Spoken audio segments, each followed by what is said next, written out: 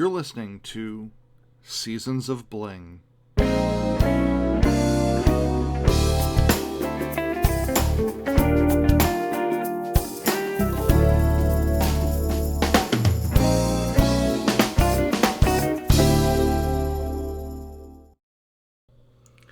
Hello everyone, and welcome to another episode of Seasons of Bling. My name is Bill Mason, and I am the owner and operator of Holidays Lane, where I make handcrafted, sequin and beaded ornaments and decor pieces for every holiday. Been selling online since about 2018, and I love it. So if you have not listened to one of my podcasts before, although you could be seeing this on YouTube or just listening to it on YouTube Music, but if you're watching it, you don't have to worry about seeing anything. This is just a conversation that I'm having with you. So feel free to, work on something yourself or put this on in the background as we talk. In this episode, I wanted to talk a little bit about I guess, for lack of a better way of putting it, the way all of my components or the things that I need to make my ornaments are slowly vanishing out of existence. So when I make a beaded and sequin ornament or Easter egg or a dragon egg, there's generally something that's at the core of it. It's usually foam. And then on top of that is what I add all my components to make the ultimate piece. So when I first started doing it many, many years ago, I was not sure what a lot of the items were called, where to find them, things along those lines. So what I ended up doing was going to like a local, Joanne Fabrics or Michael's, or at the time AC Moore, and I would go into the jewelry aisle and I would try to find items there, and I would use them for not their intended purpose, but in some way it made it work for me. At that time I was doing a lot more of the satin wrapped ornaments than the sequin ones, so I was able to do a lot of, unique one-of-a-kind pieces and have to worry about replicating it. So it kind of worked. Or I would repurpose old costume jewelry or just jewelry in general that I might find at thrift store or estate sale, and I would take it apart and I would use those pieces. And that over time has certainly evolved in sourcing items, or now knowing what certain items are called formally, so that then helps you locate them on the interwebs. And I think that it worked okay for a while, but eventually really needed to find the, if you will, the real pieces. So I had some sources for pieces, and in some of those cases some of those vendors have shut down because even their manufacturers aren't manufacturing it anymore, so they didn't have anything to sell. So one woman was getting a bit older and decided she didn't want to do it anymore, so she retired from the business, and that's kind of where I'm at now. If I think about the different ornament types or the different things that I use to make my ornaments, the biggest one are sequins at this point. There's absolutely no shortage of sequins out there. They are in all sorts of different colors, shapes, finishes, sort of everything. And I guess one of the reasons that they're still popular is not so much from an ornament making perspective, or maybe a little bit generalized crafts, mostly from the fashion industry is probably where most of the sequins are manufactured kind of for. I'm very lucky. I have a really good wholesaler in the southern United States. They import large quantities of sequins that I'm able to get. Nothing's really made in the USA anymore. At least I haven't found any sequins that are actually manufactured in the United States.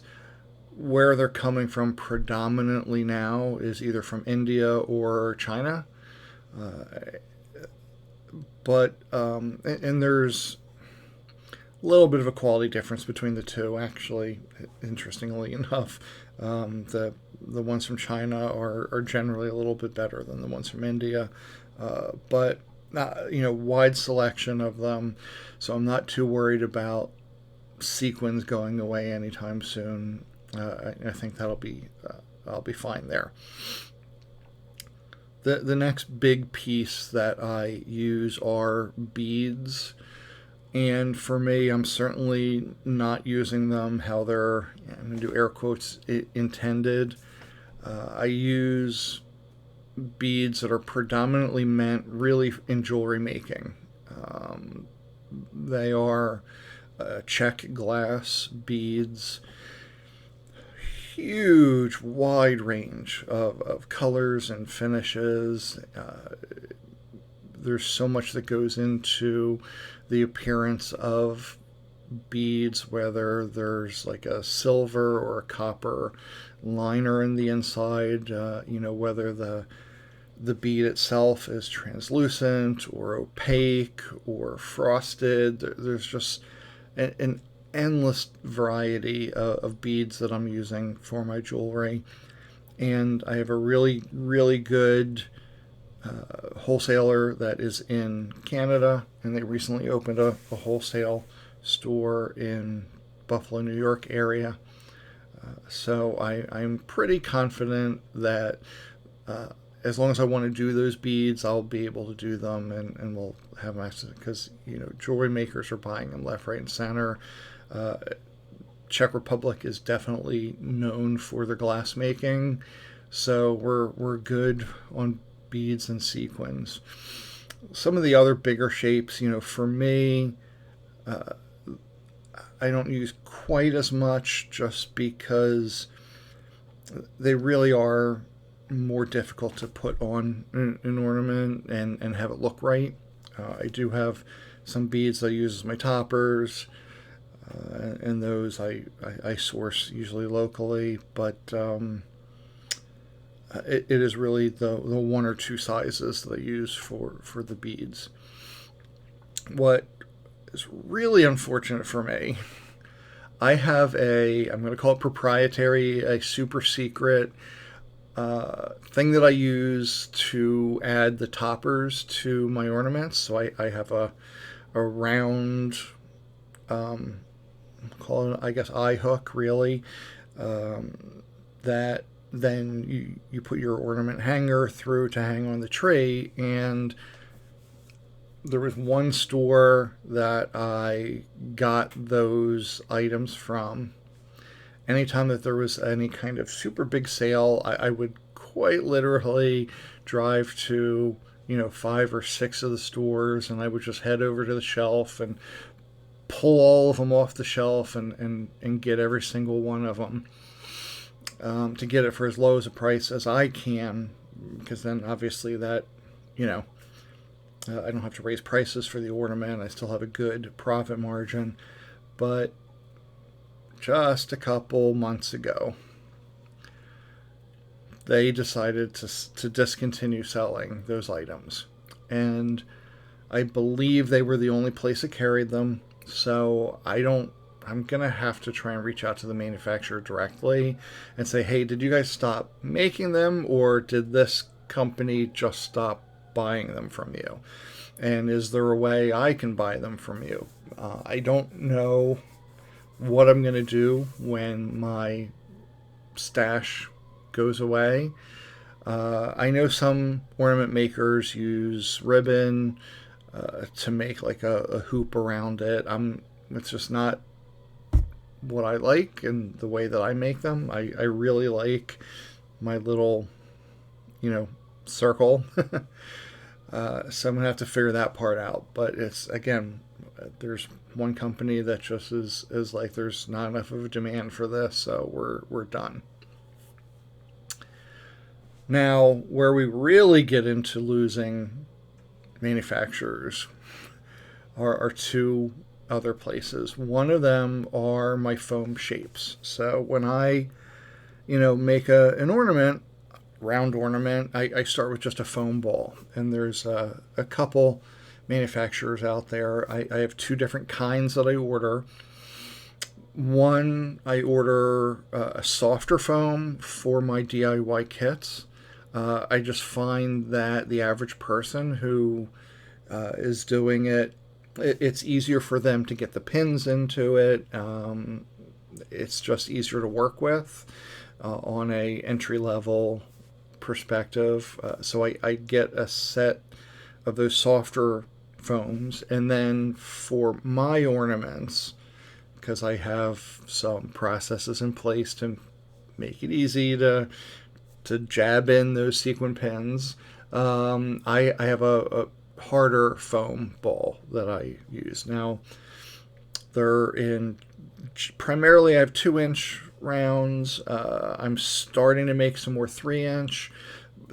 They're not going anywhere because those foam balls, people use them for school projects. If you've ever done the let's make the um, let's make the solar system. So that's what everybody uses to paint for the planets. So I think we feel pretty comfortable with those anyway. The one company that did make them, um, there's a bell shape and a very specific bell shape. They called it the Liberty Bell. So it like arcs down, it curves out just a little bit, and for me, I figured out exactly how to apply the sequins in a way that, for those curves, it looked great. And they were starting to get incredibly popular. That nostalgic kick came in, and then all of a sudden, boom, they were gone off the website. And I tried reaching out to the manufacturer saying, hey, I really want these. Are you going to make them again? Can you please make them again? I'd like to order more of them. Unfortunately, the response that I got back from them was it was too expensive for them to change out, I guess, the injection molds in their manufacturing plant because they just weren't selling.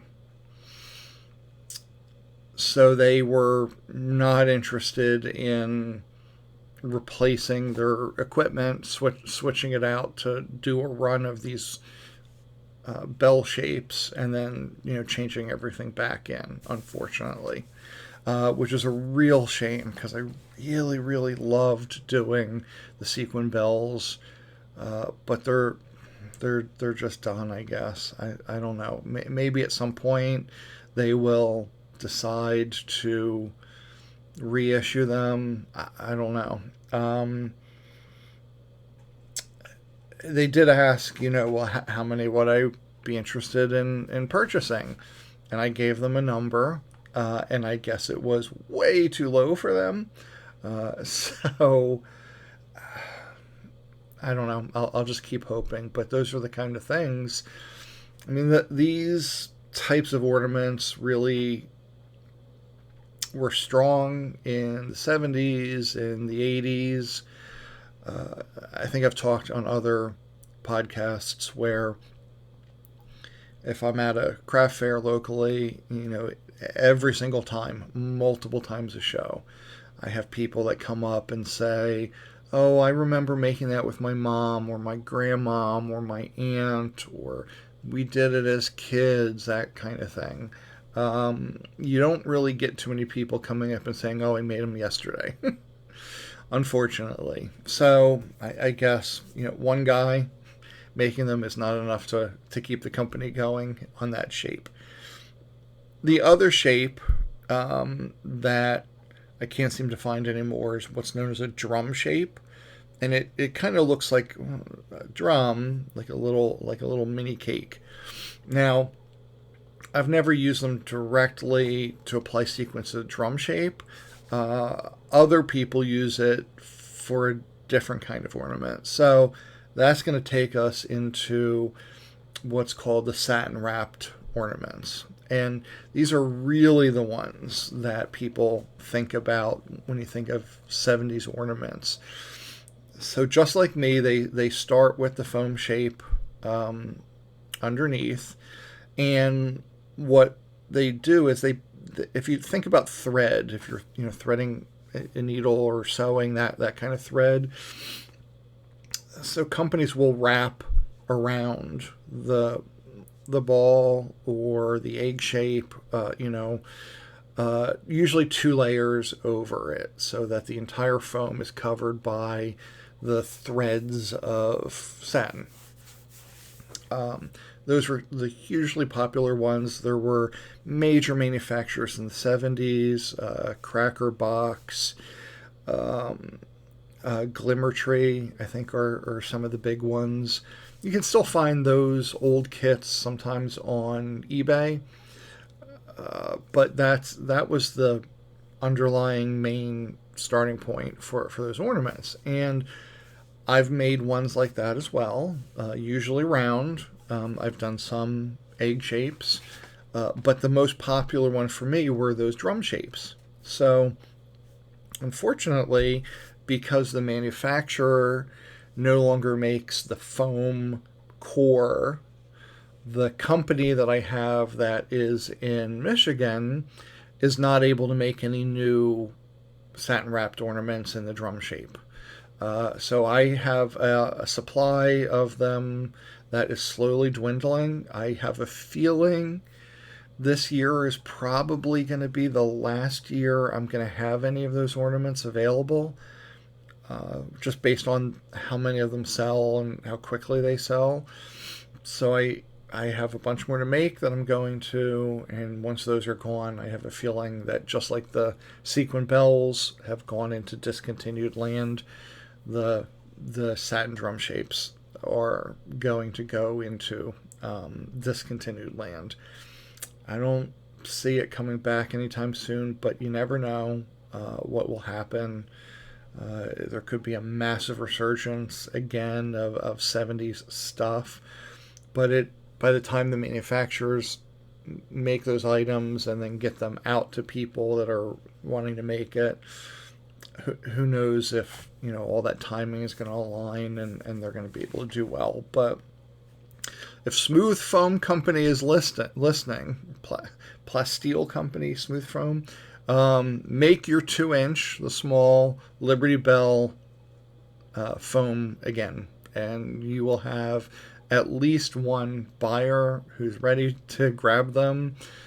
Probably 300 or so, 300 to 500, somewhere in there is what I'd grab from you. So I'm here for you.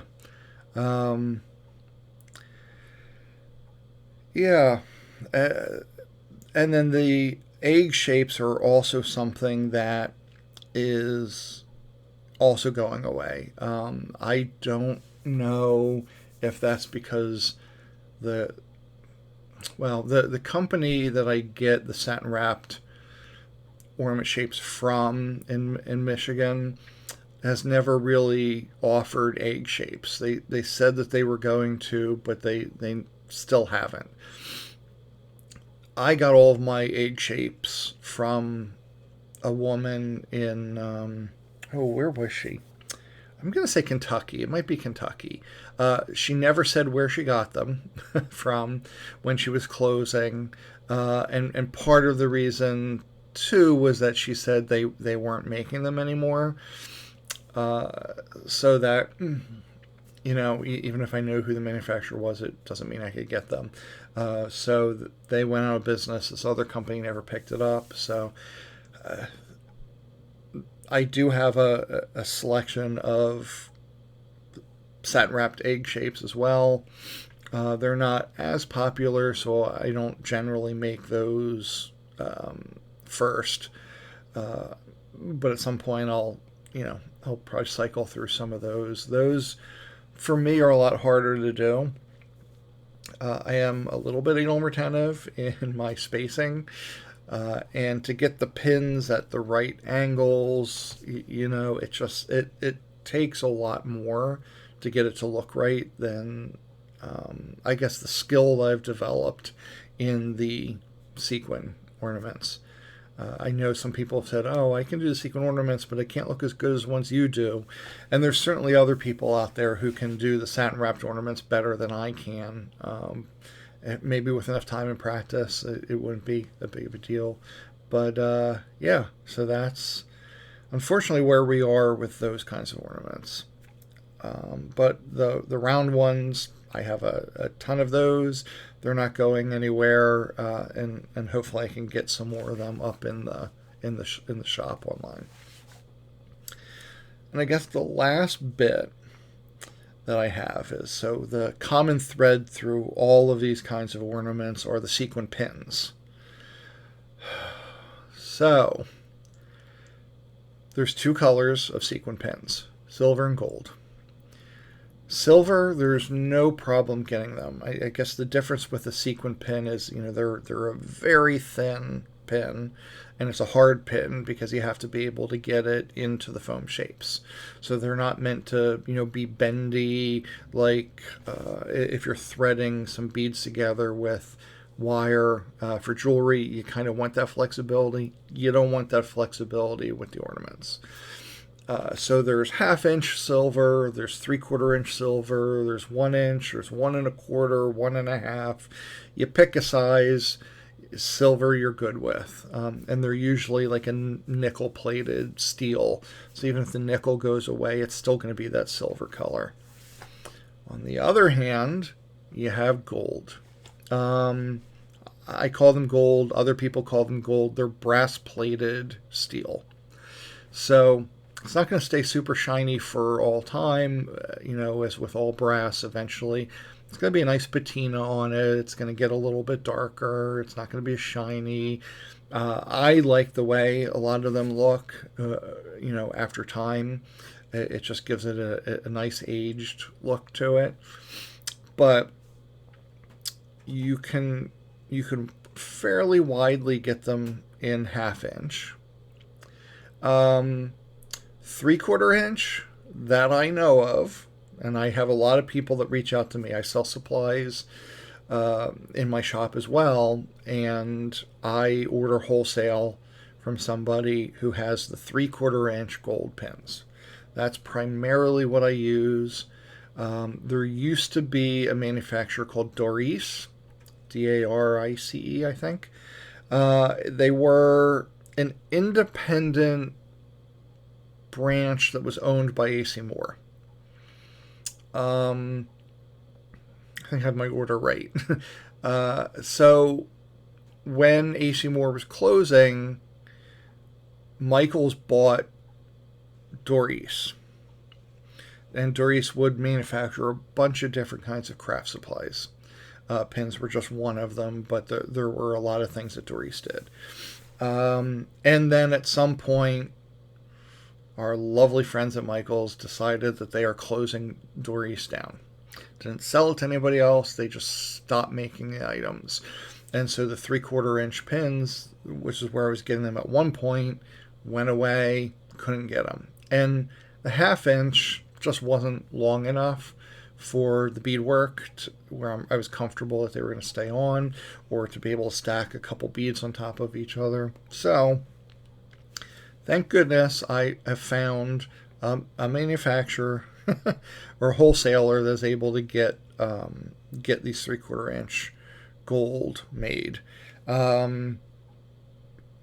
If they ever stop selling them,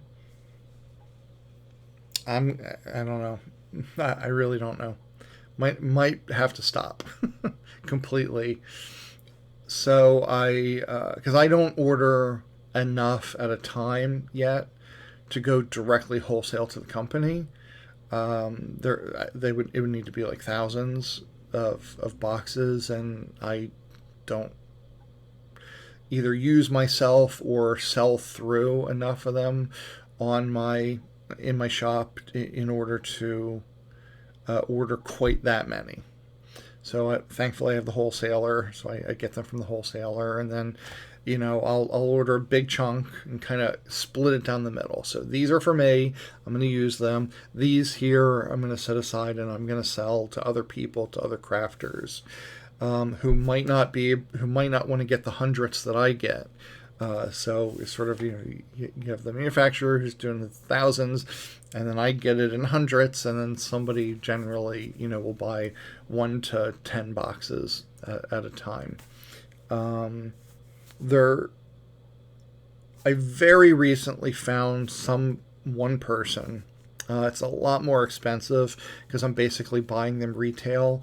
But they have a 1-inch gold pin, and that one's going to become really important to me for some of the satin wrapped ornaments because I need the extra length there. A lot of times on the larger pins, they were too fat, so I couldn't get them into the beads.